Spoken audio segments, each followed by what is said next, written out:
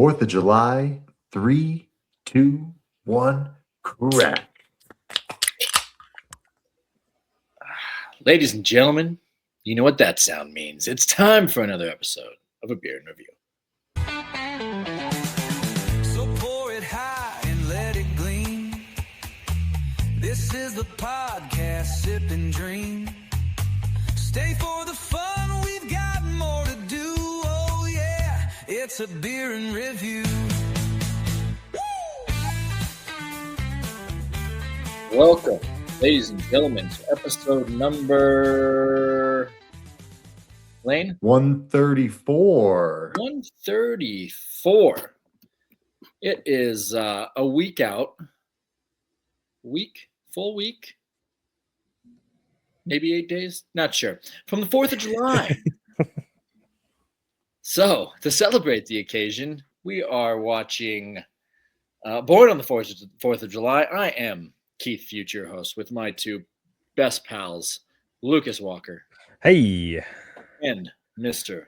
Lane Good. Hello, gentlemen and fellow patriots. What is up, crew, ladies and gentlemen? If you're new to A Beer and Review, it's a pretty simple concept. We watch a movie, we discuss it, we drink a beer, we discuss it. Tonight, like I said, Born on the 4th of July, and a beautiful brew here.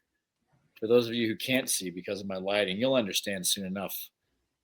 We're drinking the Battleborn. Battleborn Nice. for us Battleborn boys in Nevada. But before we get into anything else, boys, how we doing? I'm doing wonderful. It's so good to see the two of your faces. Every time the three of us can get on a podcast, it just fills me with so much joy. It's a Saturday record, which is one of my favorite nights to record. Basically they're all my favorite, but Saturdays we get a little bit more rambunctious, which I'm always a fan of. It's just a great evening. We watched a very interesting movie. I'm excited for the 4th of July, and technically this releases on Tuesday, so that we're Wednesday, Thursday. We're 3 days away from 4th of July in the future. Look at us go. Yeah, I'm doing well, boys. I'm happy to be here. It's been one hell of a long day. Today was the longest amount of time I've had all four of the boys by myself here at the house. It's not easy. It's not for the faint of heart. There's a lot of them. 4 to 1 is a tough ratio. So it was a long day.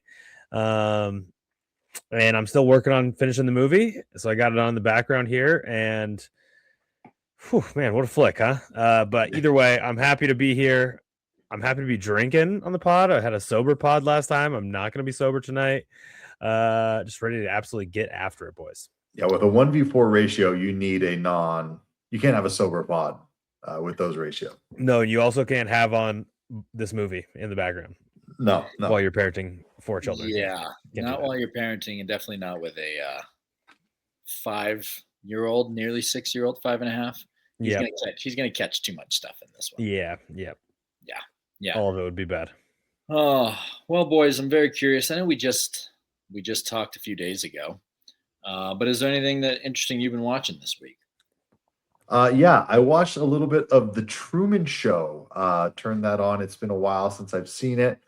Jim Carrey, I don't know, he's kind of this weird character these days. I feel like he had his days in the sun where he was the top dog, but now he's just in the Sonic movies, and then he had a guy kind of play a fake version of him at this award season. Like, he's this weird guy. But I think that there's this time where he was really considered this awesome actor, drama and comedy. And I think The Truman Show was a big part of that. It's such an awesome role that he's in. It's such a fun movie, especially when it came out. Obviously everyone's seen it now and it's a little bit more played out, but I think it's just such a fun, hour and a half, 2-hour movie, to get wrapped up in. I really enjoyed getting into The Truman Show. Yeah, it's a good one. I haven't watched a damn thing other than the World Cup, and I did start. I will say I did start reading the Odyssey. Ooh, getting ready. Yeah, I was torn on whether I should, because we read it in like high school or whatever. It's been a long time. I was torn on whether I should revisit it before the movie came out because I I don't know, if Christopher Nolan like took any storytelling liberties in this movie, right? I don't know if it's dead on right with the book or if he's, kind of making it his own. And so I was a little bit worried that if I read the book and then watched it and he did take some liberties that might piss me off one way or another. I don't know. But either way, I eventually decided I wanted to just read it to be, as familiar with the story as possible. And then I can at least compare and contrast and decide what I like better. So I am reading the Odyssey. One thing I am pissed off about is I just like bought it off Amazon, right? And then I get it and I'm reading it, and the name in the book that they keep using is Ulysses. Mm-hmm. And I was like, I feel like they're talking about Odysseus, but I don't know what's going on here. And so I asked ChatGPT what the fuck was going on with this book I was reading, and they're like, "Oh, you got the Latin version." Oh, sweet. So like half a dozen names are different, but like most of the names are the same, but like half a dozen names are the Latin version instead of the Greek. I'm like, why does this even exist? Why does this version exist? The fucking story is called the Odyssey. It's about Odysseus. What is this? So now I have to figure out how to return a book to Amazon and then go fucking buy the right one. It's very annoying. Well, You know what? can take it back to a Whole Foods. That's how you return the Amazon stuff. Yeah, it's nice and easy. The these Whole days. Foods? Yeah, it's real easy. Oh, that's the thing. You just It return is. You bring it Amazon. there, you return it. Yeah. So Hand like it to them. like the deli counter, or what? Like, is there a Basically, They have, like, yeah. a little section at the front of the store. Yeah, and they give you a little Amazon. kiss, and then they send you on your way. Slap you on the Wonderful. ass. Yeah, it's Oh. great. That sounds terrific. All right. Well, Yeah. I'm less pissed off now. Kissing a slap on the ass. Nothing. Yeah. Yeah, well, you were talking about things that made you mad, and I had one, and I was getting all fired up, and then we talked about the Whole Foods return through Amazon. That got me excited again, but I'm mad now. Okay. Seeing commercials, because now I'm watching sports, I'm watching the World Cup, and the commercials are filmed as if someone was taking a selfie video on their phone. Mm. So like they have the whole screen to use for their commercial, but they just use like the vertical bar as if you were watching on TikTok or Instagram reel. I'm like, no, use the whole goddamn screen. So I've seen that on more and more things, and I just don't like it. Yeah, that's a bit obnoxious. Yeah. Don't love that. Yeah, I haven't been watching much other than World Cup action, except, and I didn't bring this up on the last pod, and as we discussed in our group chat, I was a little surprised, very surprised, and a little disappointed in the two of you because I did watch This is fair. episode 1 of A House of the Dragon, which the two of you had not even realized had Well, started. so I will say that you not bringing that up on our last episode is what you've been watching. That's also on you. That's on Yeah. me. That is on me. That's Negative that's 1 point for you, dude. Yeah, that would have reminded us that we needed to go watch it. Yeah. Because for Yeah. some reason I kind of had it on the same timeline as around the Odyssey, like starting next month or something. I don't know. I have a lot going on in my life. Well, it did A little creep bit up behind. on us. Did creep up on us, and that It is part of not having commercials when Sure. you watch streaming shows and shit. Like back in the day, you'd always get the ads for whatever shows were coming on, and unless I had to look it up. I think we had someone over at our house and we were talking about it, and then I just happened to look up, and I was like, "Oh shit, it's next weekend," and that was 2 weeks ago.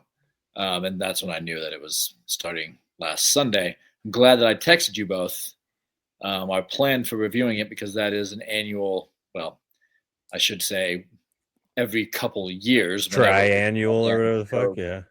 new seasons come out. So yeah, we'll be covering that on the pod to come.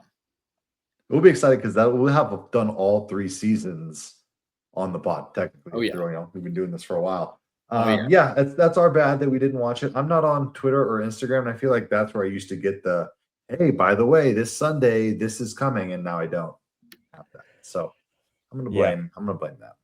I'm gonna just watch it and be really excited here coming up very soon. So that's gonna be great. So what did we decide that? Did we decide how often we're gonna do it? Should we do every 2? Every 2 weeks. Okay, so that means we gotta be recording soon for episode 2. Fair. Okay. Yeah, I'm into it. I'm into it. next week or so. All right. Yeah. Beautiful. All right, boys. Anything else you want to cover before we do a little dive into this movie? No, I'm just still trying to get through this movie here on the old TV, and yeah, you rip us through some stuff, and that'll get me damn near to the end here. Well, I'll try and make this longer than I was going to, and we probably won't, but whatever. So like I said, we're watching Born on the 4th of July. Came out in 1989, directed by Oliver Stone, written by Oliver Stone and Ron Kovich. Did you guys know that this was a biography before we started it? I had no clue. and it was a I knew pleasant nothing about this surprise. movie coming in. Nor did I. Had no idea. It stars Tom Cruise and Brian Larkin, Raymond J. Barry. Don't know if those two names ring a bell. And also Willem Dafoe makes quite an appearance in this one. So a quick summary. So Ron Kovich, good old just American boy, grows up in Massapequa, which I believe is in Long Island. We start with his childhood, see him growing up through high school. He's a wrestler, just good old American family, lots of kids, mother, father.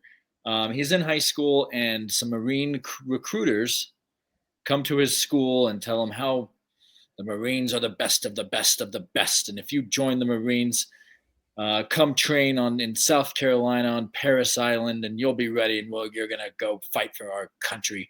We're better than the Army. We're better than the Navy. We're better than the Air Force. We're the best of the best. And fucking Ronnie Kovich is sold. He's in. He wants to fight for his country. We get a nice little JFK appearance.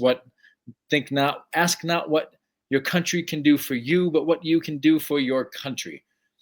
And Ronnie, he's an American boy. He wants his father fought in World War II. He wants to serve his country. And so he ends up going to Nam. Oh, and boy, does he go to Nam. As most Vietnam stories go, it does not go well for our boy Ronnie. He does make it through his first tour, which we don't see. We catch him on his second tour in Vietnam. He's been elevated. I don't exactly know if he was a sergeant or whatever. I think He's he was a basically sergeant. a leader of his platoon.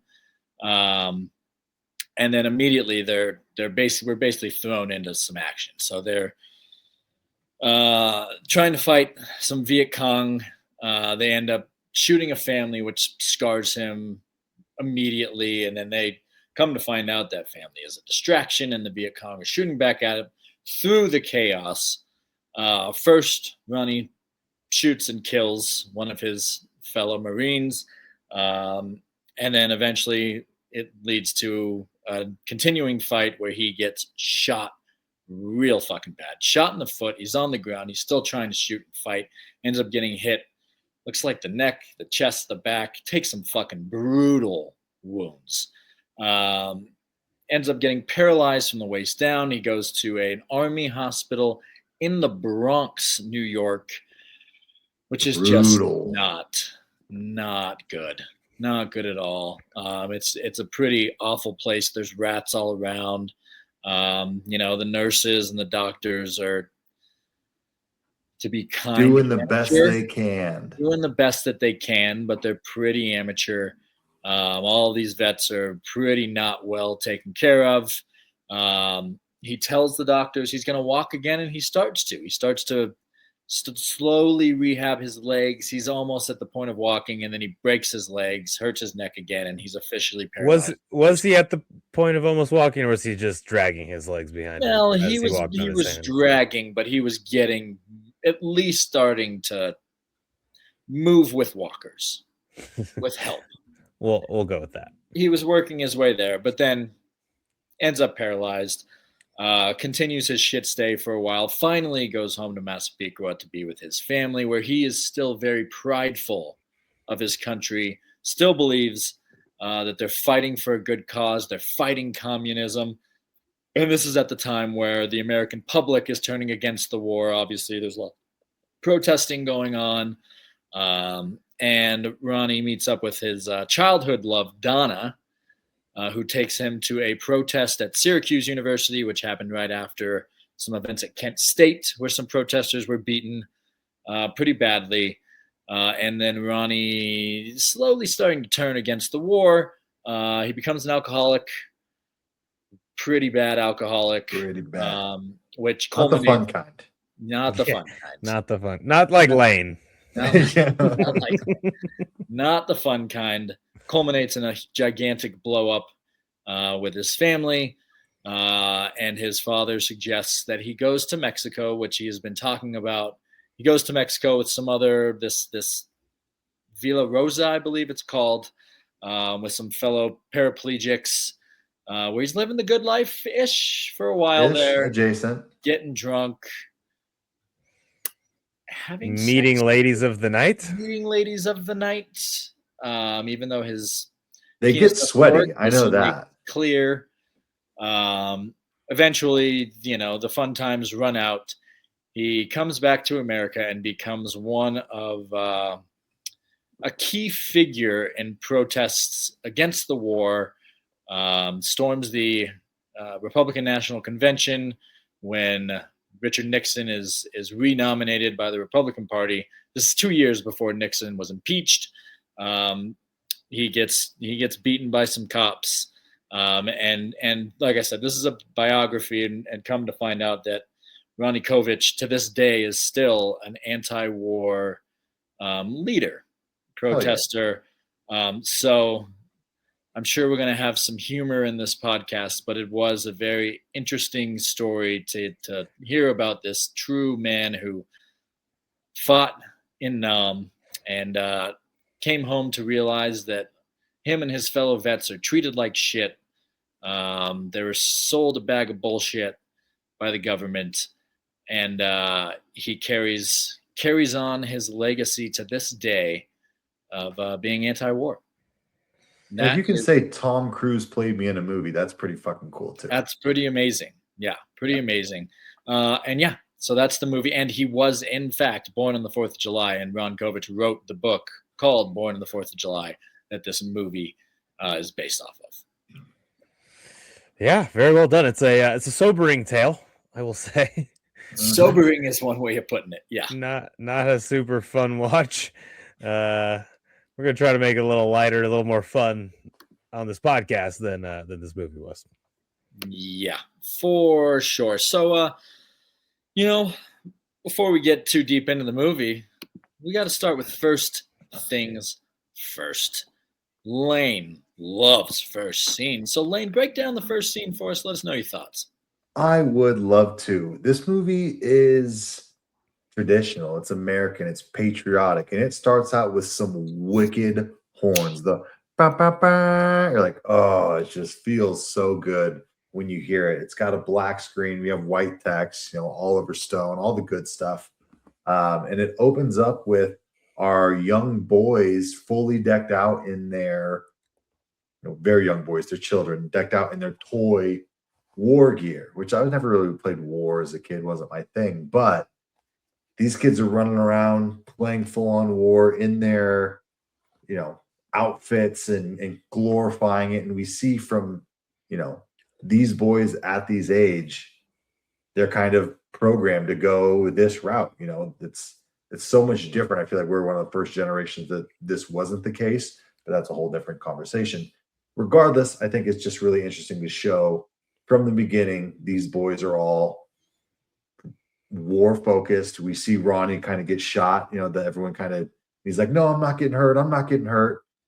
Maybe that's a little bit of foreshadowing there. I thought it was an interesting opening. I thought it was good, not great, nothing special.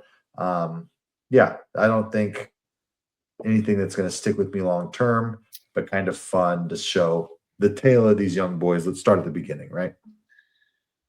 So I would, again, this isn't as much of a disagreement as time, but the first scene does kind of carry on to the 4th of July parade. Yeah. I thought one of the interesting things is Ronnie's on his dad's shoulders when all the vets walk by, and a lot of them are wounded. There's one guy without arms. There's one that has no legs, in a wheelchair, and he kind of he's looking at them, and obviously it's like an honorable thing, but there is a moment where the guy with no arms kind of looks at him like he's miserable. And we do see when they're shooting off guns too, one of them's flinching. One of them's flinching. They have PTSD. Mhm. It's kind of a bit of foreshadowing there as well into what is to come of old Ron. And I think I saw on IMDb that one of those war vets was Ronnie Kovich. Oh, yeah. Sure So was. yeah, I don't know which one exactly. I'm sorry, that's bad I podcasting there, guess but one in the wheelchair. that'd be a good guess. That would be a good guess. But yeah, interesting introduction. Yeah, I think it was nothing that's gonna pop, but I thought it was interesting. All right, boys. Well, let's dive in a little more on these characters. There's obviously one main one. There are a lot of actually surrounding characters. So let's get into the character draft here, huh? Let's do it. it. I've got our random number generated. So who's going first here? Lane, I'm go ahead. gonna go 24. I'm gonna go All right. 8. We're gonna stick with the Kobe numbers. Okay. I don't think he wore any other numbers. I think he wore those same numbers for the Olympics. What do you wear for the Olympics? Do you wear something different? 10. Okay, we'll go 10. And it is 22, so it'll be Lane, me, then Keith. This will be an interesting one. I don't know where we're gonna go with this. I don't either, but I think I'm going to start with the obvious number one pick, and that is Sir Thomas Cruise.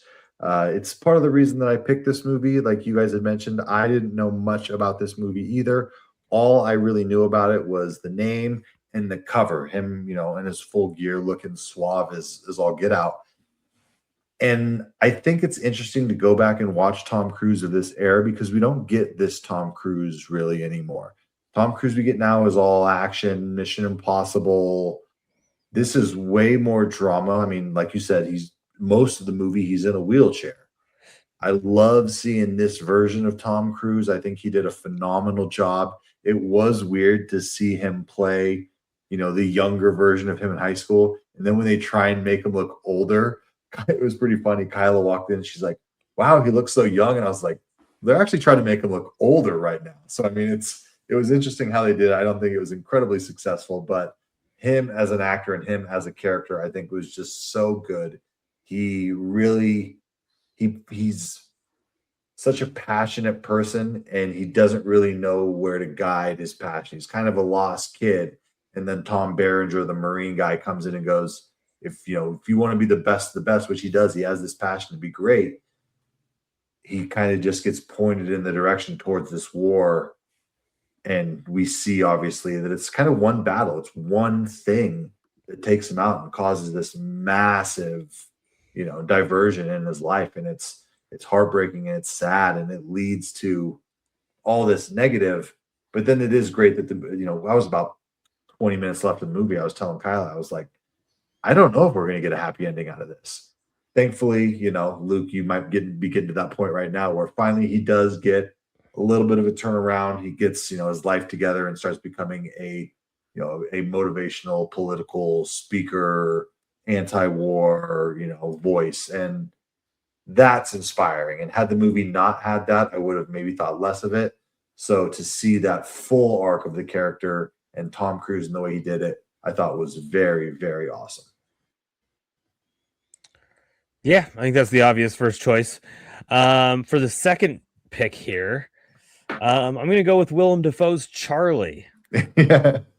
I may have to go back and rewatch the whole Mexico sequence with actual sound because I'm watching it just with the closed captions here on my TV in the background. But everything that he had going on there seemed pretty interesting.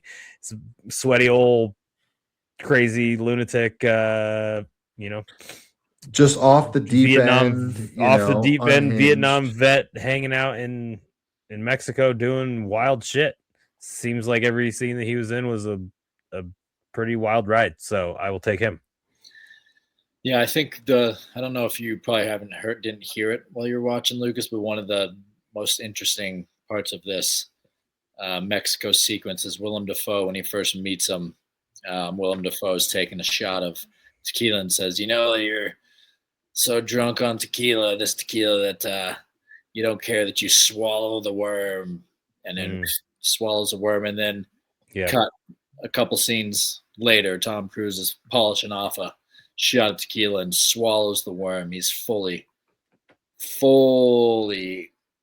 gone. He's into it. And I like at the beginning, he was like picking stuff out of his drink. They made a point to mention it, but it wasn't super in your face. It kind of was, but I don't know. I like that part as well. Yeah.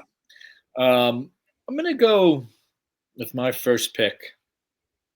I'm going to go with Stevie, who is Ron's friend, his childhood friend in high school. And after the Marines come to the school, him and Ron and his friends are having lunch, and Tom Cruise is talking about how he is just gung-ho. He's going to the Marines as soon as they graduate. He's going to fight for his country. A couple of his other friends are into it, and Stevie just is like, no, man. Like, I'm going to go to college. Like, this Red Scare stuff is all bullshit. Like, communism's out there. They're just doing this to scare us. Where's the communists around here? Like, I'm going to go to college. I'm going to do my thing. I'm not going to buy into this shit and go kill myself. And then later on, when Ron comes back, initially to home, and he's in his wheelchair, and Stevie owns a restaurant and is going to give Ron a job. And he turns it down. He doesn't want charity. He doesn't want a handout. He doesn't want to work in a restaurant and be a fucking dish boy or whatever. And then even later on, Stevie's pretty successful. So, I think Stevie was ahead of his time. And not that he was anti-American, but he didn't buy into the I have to go die for my country, which I think people of our generation are much more into. And I think that's more the thought around young men in this country. How do we feel about Stevie's his little trick of selling donut-shaped hamburgers? I hate that. Yeah, that was his don't know about that. It's pretty crazy because the middle's supposed to be the best part of the hamburger, right? Sure, of course. And he's taking out the middle part to make more hamburgers to save on costs, right? So he's really selling you less hamburger. He said it saves him $40,000 a year back in whatever this was, like late 60s or whatever it was. Yeah. So I mean, that's pulling up the inflation. That was probably saving him a couple $100,000 in today's dollars to be just basically scamming his customers out of the best part of their meal. And I don't understand how his burgers were so popular. If I were eating a cheeseburger and I got to the middle and there was just bread and lettuce and tomato and no burger, I think I would make a scene. I would cause a scene in that place. It would not be okay with me. Well, so obviously didn't last, that idea, because it's true, but also, hey, he was a successful businessman off of this little scam that what? Now that I know that this movie's based on a true story, that pisses me off way more. Yeah, what was the name of the place? Something with the B. I don't know. We're gonna have to do some serious research. Yeah. There's another reason why I'm picking Stevie, and I doubt he had a good mustache. Luke might understand this. Stevie made an appearance in one of my favorite shows, in an episode of one of my favorite shows. Do you have any idea what that might be? Seinfeld. Nope. I mean, it's got to be Seinfeld. Seinfeld. Right. Sure. There's an episode where Elaine has to go buy pens, this very specific pens for her boss, Mr. Pitt. Stevie is the employee at the pen store who goes out of his way to find the special pens and gets a date from Elaine out of it, even though Elaine does not find him attractive one bit. Yeah. Good for him. I do recall this episode. Yeah, you would recall the episode. But all right, my pick again. It was a fictional business created for the movie, apparently. Okay. Well, thank God. Yeah, that's good. All right, my next pick. I'm going to go with Mr. Kovich, Ronnie's dad, played by Raymond J. Barry. Um, as a father myself, I kind of could relate to him because when Ronnie came home and said, I'm going to go join the Marines and fight in the war, his dad's kind of like, are you sure you want to do that? Like, That was one of my favorite parts of the me movie. too. I know that I fought in the war, but I don't want you to die over there. Like, you sure you don't want to go to college and live this life? And then when Ronnie does come back, his dad is like right there to So support support. him, Yep. bring him in his room. He's like his right hand man, even despite the alcoholism. And his dad is the one who's like, I think it would be really good for you to go to Mexico. I think you need to get out of this house. Now, part of that might have been to save him from getting killed by his mother, which Or we to can get all him to relate stop to. yelling penis at his mother. Well, we'll get to that. Yes, but so his dad, I think, just awesome, an awesome father in every single way, very supportive, and a great dad. So that's Mr. Kovich. Shouts out. I'll go with Timmy. Timmy, who was his best friend in childhood, and then I guess also went to Vietnam, but they weren't together. And then he also made it back from Vietnam, which is great. He seemed to be in a little bit better shape than our boy Ron on the way back. But just some good scenes when they get back together.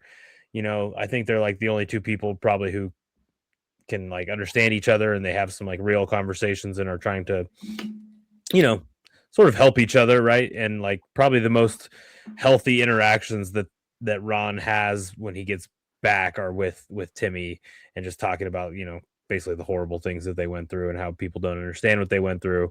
And then he tries to help him. It's like he tries to keep him out of getting in bar fights and all these things, but at a certain point Ron was beyond being helped there for a little while. So but either way, Timmy also great character.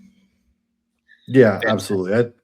I think all the group of friends, we don't see a lot of them together, but when we do, I think they were pretty solid. I'm going to go with Kyra Sedgwick's Donna, the love interest adjacent. They knew each other growing up. He runs out to the prom. He does. I like this scene where he was kind of too late to ask her. He didn't get his chance, but then he runs out in the rain. He shows up in his t-shirt or whatever and asks her the dance and gives her the kiss. And you know that this is about as good as it's going to get. That this is going to be the turn where it goes to the war. We've seen movies like this where it's, hey, here's the beginning and it's all the childhood and the good and the recruitment. We know the bad's coming. And I think they did a good job of having her be the touchstone to home. I think she did a really good job of, being like you kind of mentioned about the father, being a welcoming presence when Ronnie came back. But I did like that eventually they just kind of went their separate ways. Ronnie was too much for her and she kind of did her own thing and they didn't really need to dwell on it. She was the one who got away. Things were bigger and more important than the love relationship. It just didn't work. But I think that she was a crucial part and kind of helped Ronnie get through maybe some of the shitty parts when he was, in that hellhole of a hospital. Yeah. I kind You of didn't love her? like the Donna situation. I mean, obviously, yeah, the one they got away, the childhood love. Obviously, he must have had the real Ronnie must have had a Donna in his life. But I have a question, kind of to springboard that. Off of that, I should say. Did this movie remind you of another movie that came out a few years after this? Lane, you're nodding your head. Maybe not after this. This really reminded me of The Deer Hunter. Oh, and it did remind me of All Quiet on the Western Front, which we did get a kind of nod to in this. One of the books, it was like propped up perfectly as the camera zoomed in. It was like a red book. Just, the brutalities of war. I kind of mentioned movies where the first part is the at home, childlike. The second part is the war, and the third part is what happens when you come home. Deer Hunter is really reminiscent of that. I don't think we get the at home as much in All Quiet on the Western Front, but those are kind of my touchstones for war movies, and these are the type of war movies that I like. So this was one that reminded me of those others more so than things where we're getting like Black Hawk Down, where we're getting war movies and we're seeing the actual war events.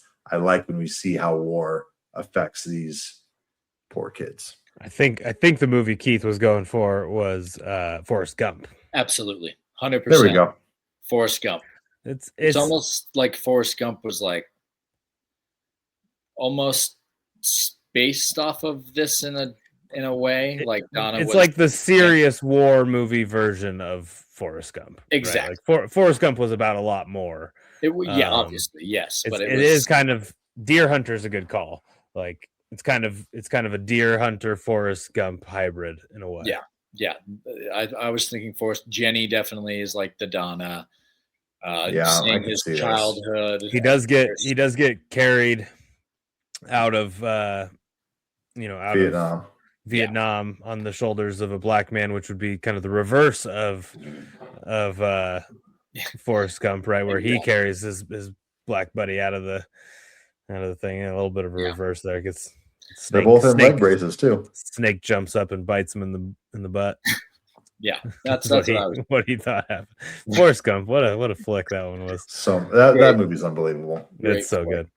All right. Well, boys, we can jump into this movie chronologically and go scene for scene. But is there any ones that in particular that you want to start off with? Let's just start with the fucking childhood sequence. We'll do this in thirds. I like that. We'll do this in thirds. We'll start with the childhood. I didn't know wrestling was as popular as it was, right? When we see the wrestling scene, when we get Ronnie like being an athlete, being a stud, I think that's a big kind of part of the beginning. And wrestling, the crowd was into it. I think was maybe. Well, wrestling's one of our oldest sports, right? Sure. But I think I missed out on not going to wrestling events because everyone was into it. It seemed passionate and wild. And when we were in high school, I don't think wrestling had quite the allure anymore. Quite the panache. Because I think by that time everyone was playing football. Yeah, football really wasn't around in the way that it is today in these days.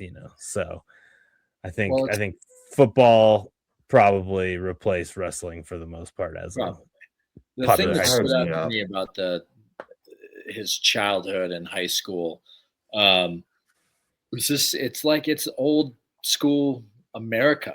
It's that prideful stuff. I mean, I know it was wrestling practice, but like the scene where they're climbing the rope and the coach is just screaming at them and they're doing nothing like RPE, right?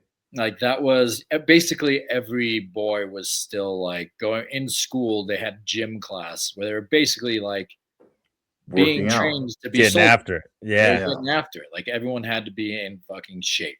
Presidential fitness challenge. Yeah, there weren't a lot of fat kids in this school. This no. movie in general. They gotta survive gym class. You can't be a fat kid when you're when you're climbing ropes and doing good luck with that rope, man. Dude, which I think we need to bring that back to schools. I think one, because kids more fat kids. I mean, you mean hard PE. Okay. Hard PE. Kids need to be in better shape. They need to get their fitness on. And they need a little better discipline. They need someone screaming at them. It's just that's good old. That is true. We should be able to scream at our children more. You guys pay me. I'll scream at your kids all you want. Yeah. I'll gotta run that by my wife. We'll see how much she's into that idea. I'm on a subscription service model, so it's $15 a month. It's wild watching that his whole childhood and like the 4th of July parade with all the veterans, just like the parade stuff was kind of cool. I mean, it is just such a pride of that time because you're still coming off World War II, and it does fire me up for this coming weekend, 4th of July. 4th of July, goddamn right. We'll be up at Grey Eagle, and there will be a parade. We might be too. Yeah, you should be. You should come up there. There's going to be a parade, and they'll be throwing candy off the floats. That's floats. They're more like pickup trucks, but whatever. Are you It's going to gonna go be to a the good time. Civil War reenactment? That's Uh, fun. almost certainly not. Yeah. On the West Coast, it doesn't make as much sense, but whatever. Our great state This is true. Battleborn. made Oh, quite Battleborn. a contribution to the Civil War, as a matter of fact. So, You're a history guy, so I'm not. I'm sorry. I jeez apologize. Louise, man, you got to know that about Nevada. I don't know. But yeah, any other thoughts on the opening sequence there of his childhood? I will just wanna- say. Go ahead, Oh, Lucas. Go ahead. I will say. Our girl Jenny, or what was her actual name in this movie? Donna. Or Donna, our Jenny equivalent. Bit of a harlot. Yeah. Oh, for sure. I mean, it's like in the first scene, we're at the parade, and she gives him the hat for his birthday. The Yankees fitted hat. I love fitted that. Yankees cap. What a Mhm. sick Love that. gift What for a awesome. child to give to another child. And then we see him there like hanging out. They kiss, and then he decides to show her how many push-ups he can do, which is a great move, dude. Yeah, yes. great move. And then the next thing we know, he's hitting home runs while she's sitting with another guy. Another guy. Yeah. Yeah, and then she seems to be with another guy the whole time. It's just But always rooting on Ronnie. Forrest Gump. That's Uh, exactly why another was parallel to Forrest was Gump there, Jenny, but she sure. did seem a bit of a harlot. Jenny Yeah. also a bit of a harlot. So, quite the harlot. yeah. But yeah, again, baseball. Back in the day, baseball was the America's pastime. Like everyone was at the baseball. Another thing the dad did great. When he hits that home run, his dad is just going ballistic. Going My bananas. boy, that's Yeah. my boy. He's also listening to Mickey Mantle hit home runs on the radio. yeah. Like that's good stuff. Fucking just I classic. like that he had to ask his dad, "Can I go to my bedroom?" Like, "Can I go to my room, Dad?" Could you imagine asking to go to your bedroom? What are we doing here? Yeah, my kid did that to me today. He just went to his room and closed the door. Like, you're not allowed in. Oh, It's like, Oh. excuse me, sir. Cool, man. you gotta ask. That's when you start yelling at him. Gentle parenting them Yeah, you got to gentle parent them. with the They make it difficult. They make it difficult. I'll tell you what. Oh boy, do they make it difficult. Yeah, they sure do. To be fair to my kid, he went to his room and he just played by himself, which is fucking awesome. Kid's got That is great. imagination of a goddamn genius. It's amazing. All right, so Ready next, to talk war? let's talk some fucking war, boys. Oh boy. So we don't get a lot of war scenes. We don't get a lot of fighting, really, right? We really got two Basically, scenes primarily. Yeah, and the one, the first one that we get is the one that fucks them up the most, and it's brutal. I think, especially for 1989, they do a really, really great job of making it chaotic and hectic, and people are coming over the ridge, and the sun's setting. You don't know who's who, and as Keith mentioned, it ends up where a family and women and children get kind of shot through the building. They think they see rifles. It's not rifles. It's, we don't know, man. We're out here in these, it's terrifying. And I think that the movie did a fantastic job of putting you in those shoes in these uncomfortable situations and making you sit in them. And we hear the baby crying throughout the movie, and it's horrific and brutal and also kind of tastefully done. What I really liked about that first scene is how they elevate the stakes so quickly. Like we started out and they're kind of like on this beachy duney kind of area, right? And it's kind of like the headquarters, it seems like, right? And he's talking to other people and they're talking about where they're from and blah blah blah, and it doesn't really seem like someone get shot from that area, right? It doesn't seem like anyone has really seen action yet out of this crew. Like it seems like they're all either just arrived or whatever. They haven't shot anybody. They haven't been in gunfights. They haven't like really been in the war yet, right? And then the next thing you know, shit starts going wrong, right? There's a miscommunication. They're firing on these huts or whatever because there was miscommunication. They thought they saw rifles, whatever, like you were saying. And then all of a sudden, the next thing we know, they've basically slaughtered a bunch of innocent civilians, and then are immediately under attack, right? And Yeah. and to the point where they're like fighting for their lives and making mistakes again, right? That whole scene is just like just a comedy of errors, just mistakes. It And kind of it reminded me of like results in a warfare, lot of deaths. where things are really chaotic and we don't really know what to do. They're in this hut and they're trying to kind of clean things up. But then you mentioned they're starting to get attacked. They need to get out of there. It's brutal, man.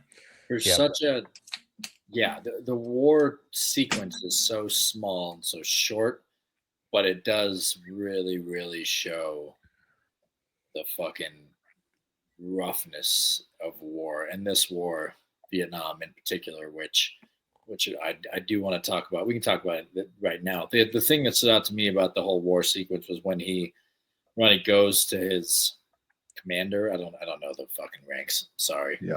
To you veterans out there. So listening. this is after this first scene, because he does kill he friendly fires Wilson. Fire kills Wilson, thinking it's a Viet Cong coming at him. So these are like the two most traumatic things in his life, or that they killed a bunch of innocent people, and then he kills his own guy.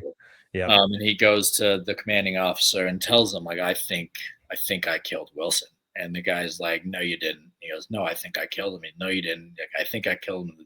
And the guy's just like, I don't want to fucking hear it.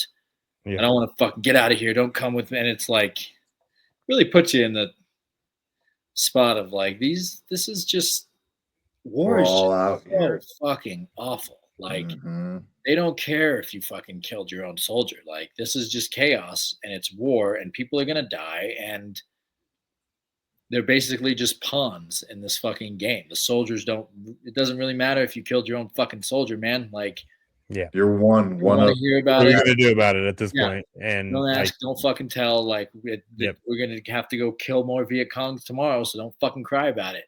yeah. And the fact that this is a true story, Yeah. brutal. Oh, Fucking brutal. So I mean, like I said, I didn't know that was a thing. So different aspects of the movie make me appreciate it more. That being one of them, because what are they supposed to do out there? They need everyone that they can get.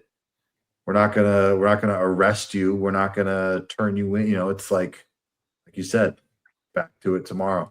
Yeah. And the Vietnam War, because we've seen lots of Vietnam movies. And they all kind of do a good job. A lot of the ones, at least that I can think of, do a really good job of showing how bad that war was. But this really, like, in my mind, exemplified how much of a turning point this was in America.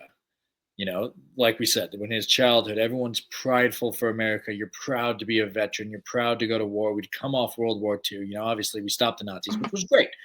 Necessary. It was great. It was a great victory for America, and it was a prideful thing for all the soldiers. My grandpa fought in World War II. Like, this was a turning point in America where it was like, no, war is not fucking good. Like, we do not need to just send American boys over fucking seas to die. And this was a real turning point, and it's carried through in our lifetime. We've had a couple wars since that are not. I don't think any war that we have been in since Vietnam has been a popular war by any means. No. Nobody wants to fucking send kids to war anymore. And I think Vietnam was the real turning point in America for that sentiment. And especially, I don't want to get too political here on this movie and beer podcast, but sending people to a area where they don't know what to expect. These young boys in America, in Massapequa, Long Island, going out to these foreign nations, not knowing the land and the humidity and the foliage and all this shit. And, obviously we know the story of Vietnam. These guys were sitting there waiting and picking us off like, Yeah. And a lot of war. We were at many different types of disadvantages. Yes. Yeah. A lot of All Quiet on the Western Front does a good job of that too, showing how brutal war actually is. But this one, because the actual war scenes were a pretty small part of the movie, I thought it was very impactful, showing the brutality and how fucking crazy it is, and like I said, showing the turn that America took afterwards. The second scene, where he ends up getting shot, is also a very interesting scene, and seems very realistic. Seems to show, like you guys are mentioning, the brutality and just the reality of how awful it was. And I'm sure this was exactly what it was like, but it seemed like a very interesting strategy they had to just like walk along a big open field, like Yeah. kind of all spread out, just kind of trudging open through a target. field. But we Yeah, see that in a lot of movies. I mean, Forrest Gump, they do that too. I mean, that Right. must have been what people did, right? There's I a mean, I reason we're guess seeing it. I guess you walk like spread out like that because then if somebody steps on a landmine, then only one person dies. I think That's a good rule. that's why they spread out like that. But man, they just can't all get taken out at once, basically. right, exactly. But man, they were just sitting ducks out there. Like Yeah. once they got ambushed, there was not a whole hell of a lot for them to do. I think the next part of the movie that we need to talk about is the hospital part, right? It's a good 20, 30-minute chunk. Another fun piece of the movie. We don't need to dig into it too much because I think we all have the same feelings about it, but it was impactful, right? It was brutal. We don't see this from Tom Cruise a lot. Him when he fell and broke his leg and his neck, it was just so disheartening. Just all of this was so tough to watch. Was there anything particular you guys wanted to hit in this area besides just it breaking my heart and my soul? It was awful. Yeah, it was, he mentions at one point there, because after he breaks his leg, then he's like in danger of losing his leg. And so then there's the scene where he's like on the bed and he's like tipped upside down at one point or something. I don't really know what was going on there. And then his little like machine that is, I don't know, draining fluid from his leg or something, starts going out, and he's, fighting with the nurses or whatever. But he mentions that he was in that bed for 4 months. Oh, yeah. Like, can you imagine what a brutal 4 months? Like, man, you can really understand why so many of these folks had such horrible mental health issues. It's like, first of all, they're trying to process the horrific things they've seen without like real, therapy and like properly addressing the actual roots of the problems. But then like you have shit like that where like, hey, this is supposed to be a hospital where I'm getting better, and the only thing that is being provided to me is that I'm strapped to this fucking bed for 4 straight months. Yeah. Like, fuck me. And some guy who claims to be a doctor comes in and, puts a stethoscope to my heart. Right. And it's like, yeah, all I've got is my thoughts, which are horrific, which are horrifying. It's the last thing I want to be stuck with is my thoughts in this bed for 4 months. Yeah, it's pretty rough. Drives the point home of how terrible all these vets were treated when they came home. That was, yeah. I don't even know if I want to talk about the hospital anymore because that was just brutal to watch. That's super fun. Lane, did you have more on that or? No, I think next is when he gets home, because I think that's kind of crazy too. When we're watching war movies, you expect, kind of a happy story almost, where they go, they serve, they come home, celebratory, it's all good and gravy. But to see him kind of be a drunk living in his own parents' house and eventually getting kicked out. Yeah, fighting with his own siblings. Yeah, siblings. Exactly. And I did like that we don't see a lot of it. We see one fight, but we know based off of this one fight that this has been happening for so long. And everyone's so exhausted by it. And that's what makes it so sad. And I think that the movie did a really good job. And Tom Cruise and, the alcohol involved and the pain involved, not only from Tom Cruise's side, but from the parents' side and the sisters and the kid. It was just so heartbreaking. And the movie did a very good job of showing this side of returning home. Yeah, this is where we can bring some humor into this Mhm. somewhat depressing the penis scene. There we go. Thank you. This, I can is say this the penis, origin Mom. of the penis game that we played as teenagers. I hope so, because it's the only it time could we're going to see be. it. Yeah. How loud can you say penis without anyone actually knowing you said penis? Right. Penis! That has to still be a thing that kids are doing, right? Oh, I hope it is because it's hilarious. But yeah, when he's I don't yelling, know. penis, Kids penis, suck. penis. it Oh, is. God. I is so couldn't help but interesting. laugh. I know it was sad, but it was pretty. It was this pretty movie great. Yeah, I Yeah. didn't enjoy watching him rip the catheter out of his penis Oh God, no, that was right ugh. there in that part. Yeah. Again, shouts out to the Catheters freak me out in general.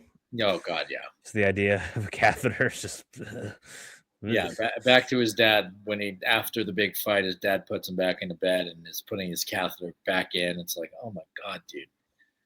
Nope. Whew, God bless you, Dad. That Yeah. was, oof, brutal. I guess I would do it to my own children if I really had to, but Yeah, of course, because you're a good father. yeah. But- ugh. Ooh. God bless the troops. Yeah. And then he has some pretty fun nights out though with Yeah, then he goes to Mexico. well because wasn't it that same night was where he almost got in the bar fight though? Yes, He's playing pool. met Yeah. a gal. One thing I did appreciate about this movie was, and I guess it's probably based on reality and fact, but just like how all of these people looked, all of these Vietnam veterans looked, they just all seem to adopt the same look of like Mhm. Big old really mustache, long hair, big hair. mustache, dirty and sweaty and It's that greasy. peace and love, classic rock Yeah. vibe, right? And they're all wearing their green army jackets and just like in a wheelchair, like once again, like he's kind of a Lieutenant Dan kind of a Exactly. Oh, yeah. look to him, Another you know? force. And also, I was thinking of It's Always Sunny when Charlie buys the Vietnam right. costume. Yep. That's 100%. exactly what That's I thought. exactly what Almost they look like. instantly. So I guess there's probably a reason for the stereotype. I'm sure there were a ton of these dudes around that look just like this, and so that's why we see it portrayed in so many different ways. But yeah, just appreciated how they really nailed that aesthetic of this guy. Yeah. So then he goes to Mexico. Let me tell you, Sure does. if I was a wounded man You'd go to Wounded or Man like City. that, I would want to just go down to fucking Mexico like that, to a Mm. place where I can just party. Bang. And, Bang hookers, yes, like Yeah. what else do I have to do? or in his case, cry with them in bed. Mhm. Whatever gets you going. Yeah, This part of the movie is brutal, right? Oh, And yeah. I kind of am Not a lot of disappointed by fun. it. there's not a lot of fun in this movie. No, there's not. There's not a lot. But we get Willem Dafoe. We get Tom Sizemore. Like, we Mm. get these kind of big actors. And I was really hoping that this scene was going to be a jumping off point, or we were going to see more of these guys, or something was going to happen. Maybe just because I like the actors so much. But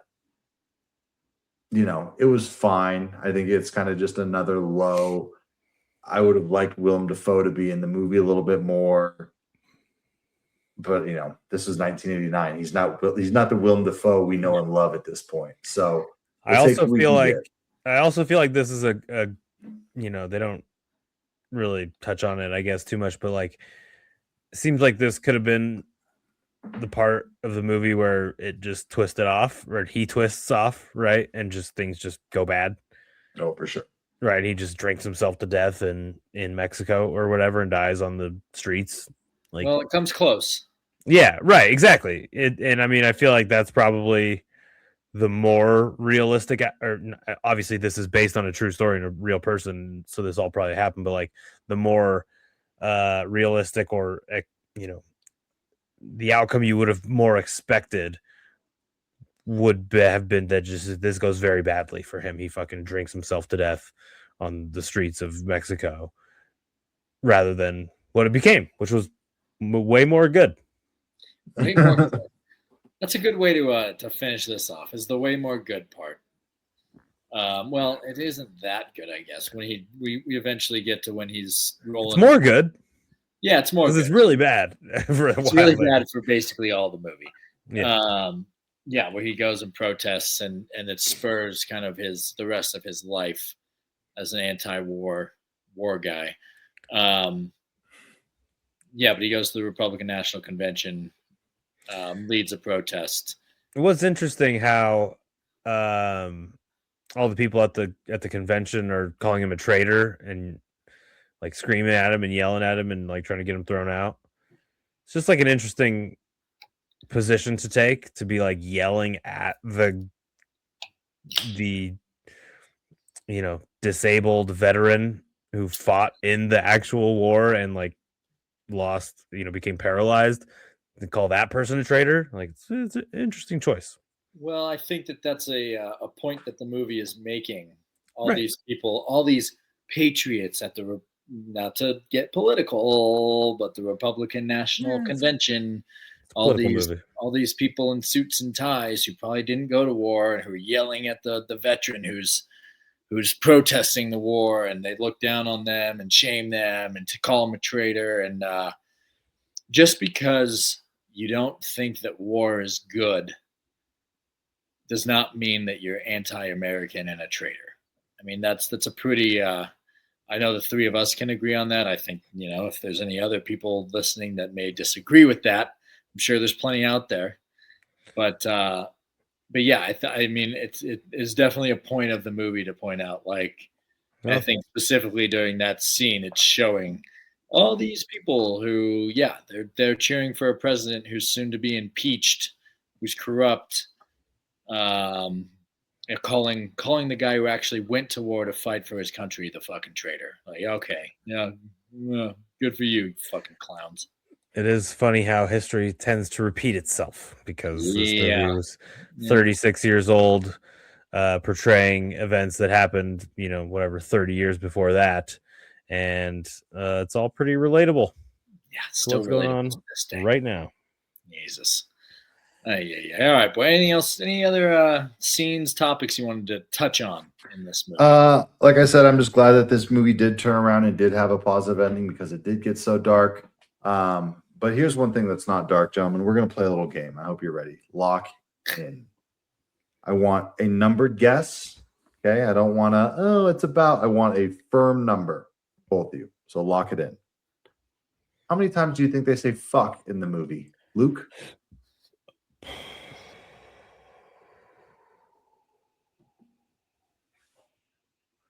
There's a bunch in Mexico. Yeah. I'm going to go 86 times. Mhm. Okay. Keith? God, that's a high number. I'm going to go 38. Gentlemen, you fucking suck at this game.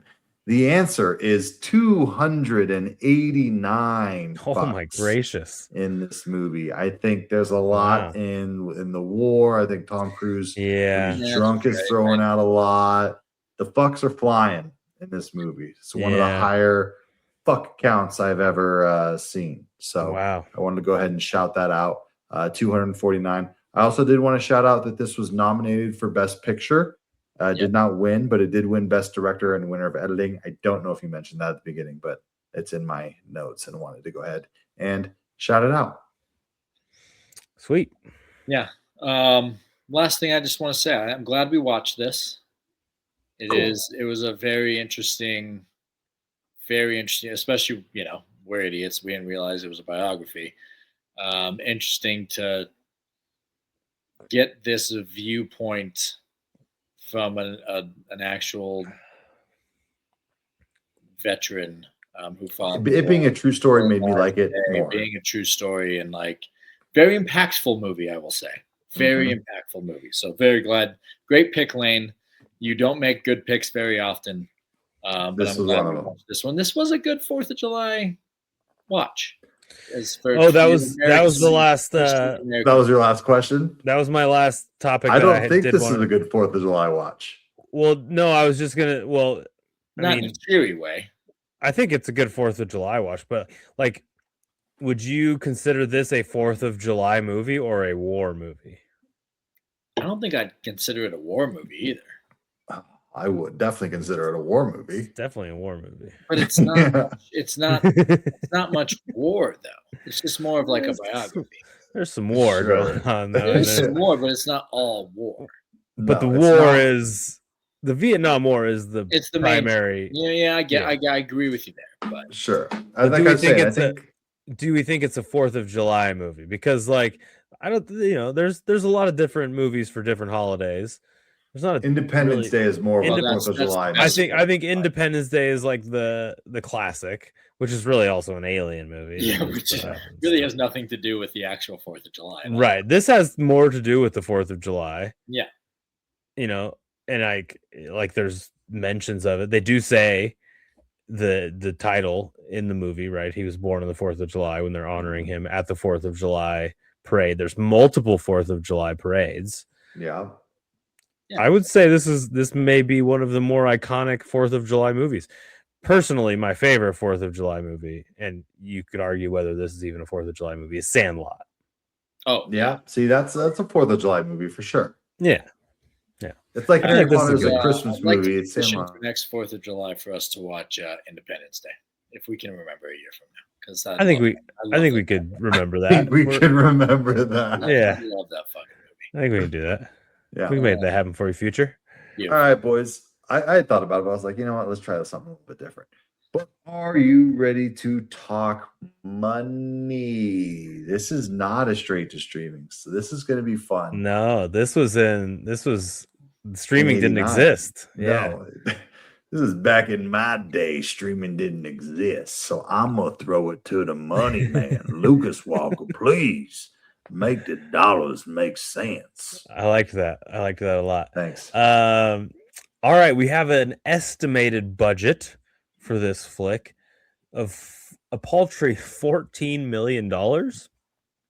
I don't have my calculator up, but that's still not very much money. Even 36 years ago or 37 years ago for a movie. It's decent, but it's nothing crazy. The opening weekend in the United States and Canada, and this movie came out Christmas weekend Ooh, that's a choice. in 1989. Yeah, not exactly right, but I guess this was an Academy type movie, right? So Yeah. Academy type movies come out usually later in the year, so I guess that does make some sense. So on a $14 million budget, this movie did $172,000 on the opening weekend. So not a lot of folks were going out for Whoa. Christmas movie viewing. Christmas war. huh? Christmas war movies were not popular apparently that year. When did Top Gun come out? This is after Top Gun. Top Gun was 80. I'm looking at it right now. So Top Gun was 86. Rain Man was 88. so Cocktail, Tom Cruise Color was, of Money. Tom Cruise was like He was basically hot. almost a bona fide star at this point. So No, Risky he was- Business. he was He's bona already fide. danced in his underwear. He was, he was a yeah. bona fide star at this point. That's surprising. Yeah, that- and I so mean, he was- 172. So that was a disaster. But I guess again, Christmas weekend. It's a war movie. This is a very dramatic role for him at this Yep. point in his career, right? Yep. Like this So- is serious. So do with that what you will. The gross, however, it picked up some steam. The gross worldwide box office ended up being $161 million. That There you makes go. more sense. So this movie made 12x its budget, 12x its budget in the theaters, just in box office. And then, this would have been in the land of VHSs and all that kind of shit. And, it's probably had some extended runs on now that streaming is a thing. Although, how did you guys watch this movie? Did you guys watch it on the Fossum?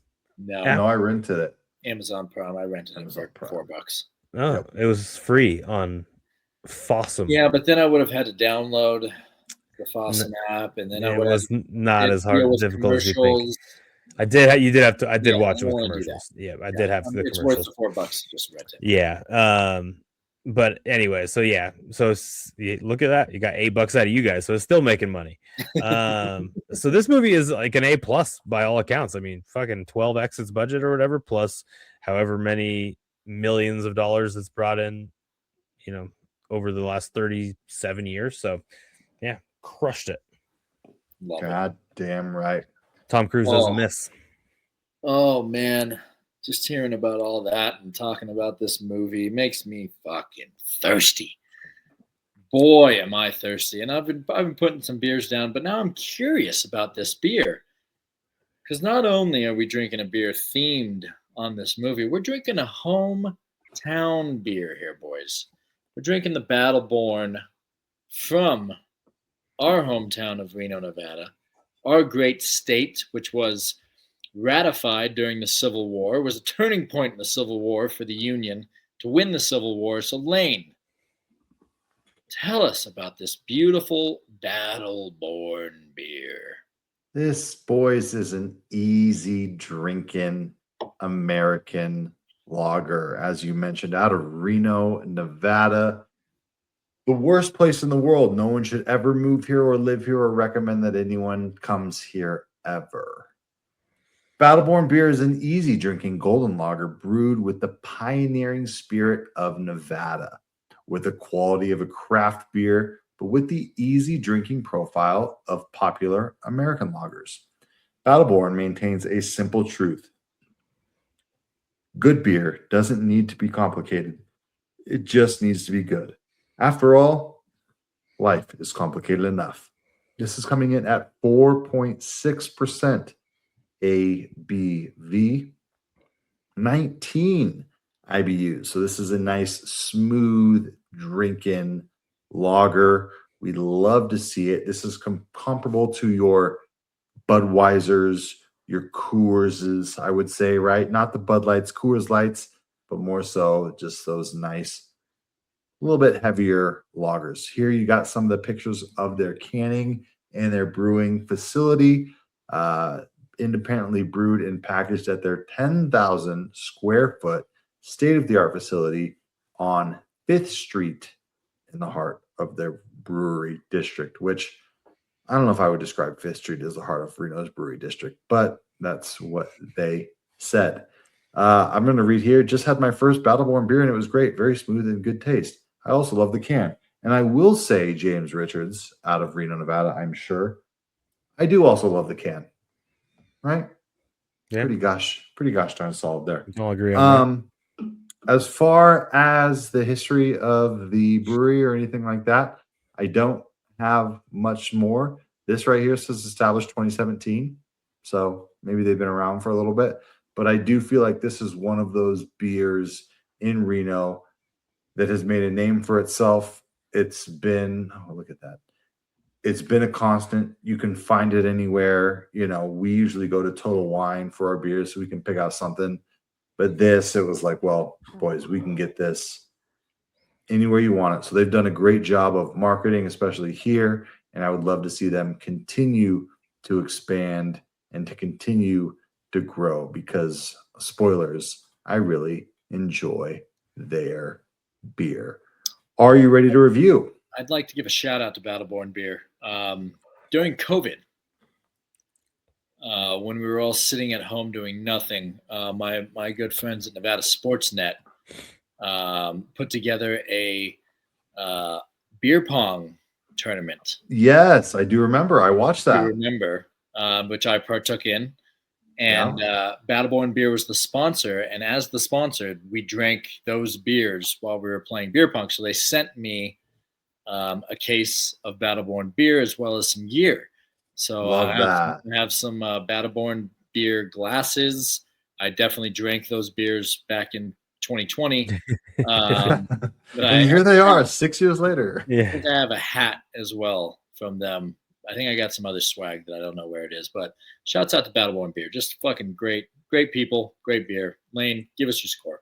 Absolutely. I would love to give you my score. I think that this is an amazing beer. I really do. I don't particularly drink light beers if I'm just picking and choosing. So as we've talked about in the podcast, I'm a Great Basin man. I work there. I love it.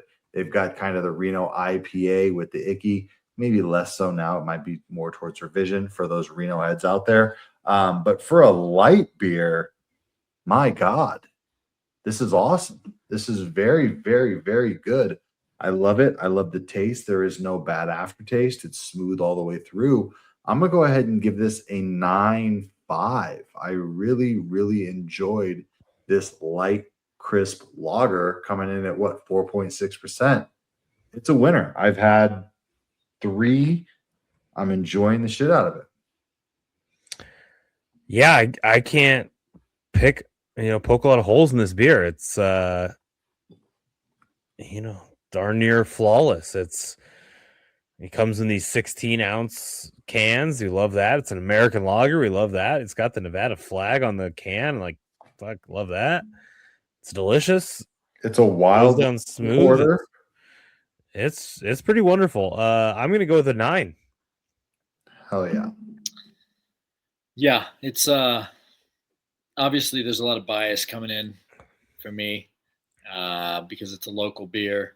I love the can. Is just I'll show it again. It's absolutely fantastic. Our great state with the capital there right at Carson, our sagebrush there, Sagebrush. flower. But it's also great tasting. And you made a good point. It's more of it's not a Coors Light Bud Light. This is more of the Coors Banquet Bud heavy realm, which I prefer to the lights. If I'm gonna drink, I'm more of an IPA guy. As I'm getting older, I'm more lighter beers. This is a great, really, really, really great lager to enjoy.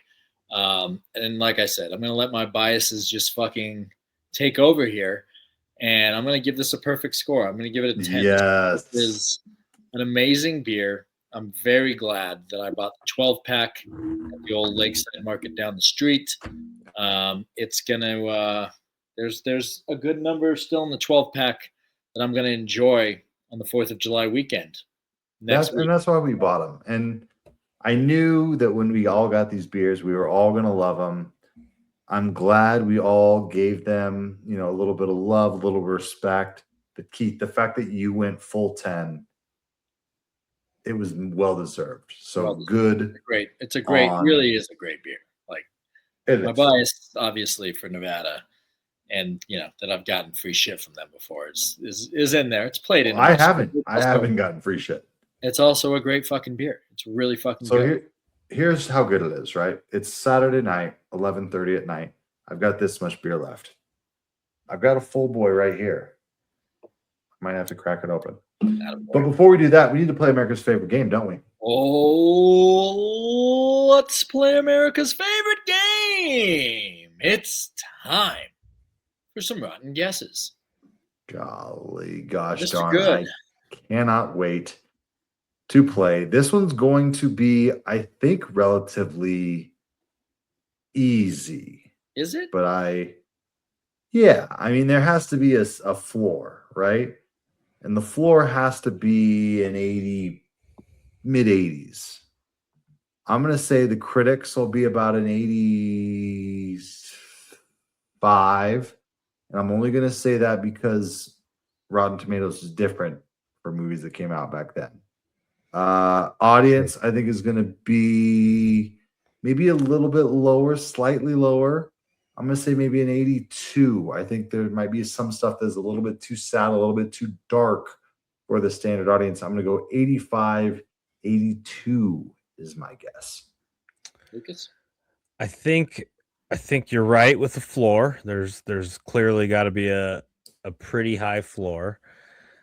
I'm gonna go a touch higher than you with the critics. I think this is a movie that, as the internet was coming around and Rotten Tomatoes was becoming a thing, probably was like pretty highly regarded, right? Like people probably like this movie. So I'm gonna go 87 critics.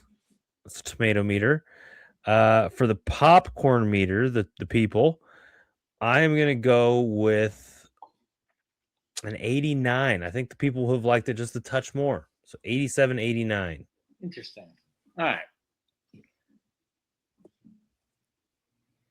So there's a couple things influencing me. First of all, as we've discussed, Rotten Tomatoes recent movies seem to get much higher scores with the tomato meter. Mm-hmm. It seems as though critics were more critical of movies back in the day. So I'm going to bring the floor down a bit with you two. I'm going to go 75 for the critics. Whoa. But with Luke's breakdown of the numbers and how much this movie made after its rough start, I think the audience is definitely going to be higher. And I'm going to go with an 83 for the audience. All Keith, right. I love that you used the financials to influence your rotten Well, guesses. let's see if it worked. Let's hear it.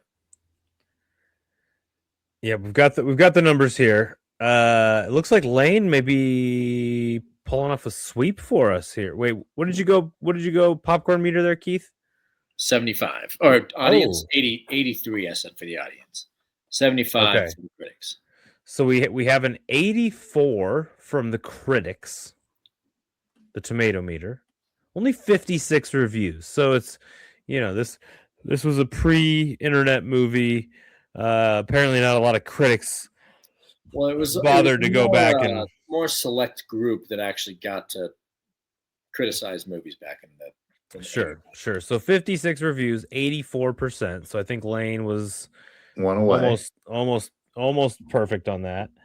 And then the popcorn meter, we've got a 76 from the people. Wow. And that's with 50,000 plus ratings. It does feel low. Feels a bit low to me. I win that with you low too, 82. Yeah. Wow. Yeah. So you got them both. Hey, Double dip. A little double dipper. Have you ever swept before? I don't believe you have. Yeah, Maybe I did you on probably have, but I'm not for going to. Backrooms a few weeks ago, Dick. Well, I there's wasn't like on two that of us on that Fuck you. podcast. That's why, yeah. All right, you want to hear my review? I'd love to hear your review. Gentlemen, I didn't know anything going into this movie. I knew what it was called. It's not the movie I was looking for, not the movie I was hoping for. 4th of July is a holiday that for me inspires, brings joy. And I was hoping that this movie had a lot more of that. But that's not what this movie was. There's very little joy to be had. With that being said, I thought this movie was very, very good. I think this movie is going to stick with me. I mentioned Deer Hunter. I mentioned All Quiet on the Western Front. I think this movie belongs in that conversation. However, I think this is the worst of those three movies. This is the type of war movie that I can enjoy and can sit through. I don't particularly enjoy, as I mentioned earlier, war movies that are about war events where we're in it, we're constantly fighting, lots of gun shooting, lots of screaming. I'd much rather prefer to see the effects of war on people. I thought this was a great movie. I love Tom Cruise. I really, really do. I'm going to come in at an 8.1. I think this was a great movie, a great, the feelings are there, the acting was there, the story was there. It kept me on the edge of my seat. It was brutal. It was heartbreaking. And like I mentioned earlier, the redemption at the end really solidified it for me. Great 8.1. So, yeah, another movie I didn't have any idea what this movie was or was about or what we were getting into. So it was nice to kind of come in blind. It's a long movie, 2 hours, 25-minute runtime. I will say that I, for the most part, though, never felt like really bored. Right? There was maybe some stuff in the end that dragged a touch, but for the most part, I was in. I was very much enjoying what I was seeing, and just very interested in seeing where we were going with this movie. Look, it's not a super fun watch, right? I think we can all agree on that. There's not a lot of there's nothing funny that ever happens. Besides the penis. Yeah, right. Which is only funny because we're fucking children. Yeah, mature. Yeah, exactly. Because when it's actually happening, it's actually awful. It's an awful Yeah. thing that's happening. And most of what happens in the movie is awful and tough to watch and that kind of thing. But like, I think that's a lot of times what makes a good movie, right? A movie that is going to stick with you, that's going to make you think, it's going to make you feel things, it's going to make you question your beliefs or kind of interrogate yourselves on where you sit on certain matters. And I think that's what makes a good movie. It did drag a little, I think, towards the end. But for the most part, this is a really, really good movie. It's awesome. I can't pick too many holes in it, to be honest. So, but having said that, like I said, it did drag a bit. There was some stuff that would just we probably could have cut 20 minutes out of this movie pretty easily. But like, look, it's a movie about Vietnam and a Vietnam veteran dealing with the PTSD of war and the mental warfare that it took on him, and it's tough. But all of that said, this is a really good movie. I'm gonna go with an 8.3. Okay, boys. Higher scores than I was, especially from Lane. Higher score than I was expecting. We also didn't mention John Williams did the music on this movie. Oh, that's dope. Yeah, this was. There's a lot of movies, especially for this pod, where I'm watching them to get through them, especially after the first few minutes or the first half hour. I'm like, all right, we need to watch it for the pod. I got to get through it. I was very, very enthralled in this movie. I started watching it yesterday evening. I got home. My wife was out at a play date with our son. It was just me and the baby. I was putting laundry away. And I had to stop putting laundry away. I pulled the baby into bed with me. I'm into this. I want to watch this, not as a side thing. I want to really watch this. And then I finished the last hour in bed after the kids and the wife went, and I was still just enthralled with it. Like I said, it was very interesting to watch a movie, and part of it was once I figured out it was a real person, a real story. Really, really intrigued me. It was impactful. I really enjoyed it. It had me from the beginning. I think it was a great fucking movie. I'm really glad we watched it. It's funny that I'm saying all this. I'm giving it more of a fucking love than both of you, and I don't think I'm going to give it as high as a score, but it is a great movie. It is an 8. An 8 for me. I really, really fucking enjoyed it. I mean, I think we're all kind of in the same, we all agree that this is an excellent movie. That doesn't necessarily mean we had to have loved it and loved watching it, right? That is part of watching movies, is that like, how much did you enjoy your time watching the movie? And this, I think I enjoyed my time, but it was also tough. It's not an easy watch for sure. It's definitely depressing. Lane, I don't give you much credit on this pod ever because your taste in movies is dog shit. But this was a good pick. It was a good pick. Glad we watched it. Yeah. And I love it. Well, I'm glad that you guys last thing I wanted to say. Go for it. It's refreshing to watch a movie you know nothing about that's an older movie. Yeah. Yep. There's a lot of movies I know nothing about that we watch, which is like a newer movie, whatever. This is a movie that I'd heard the name of, and that's it. I had no idea what it was about.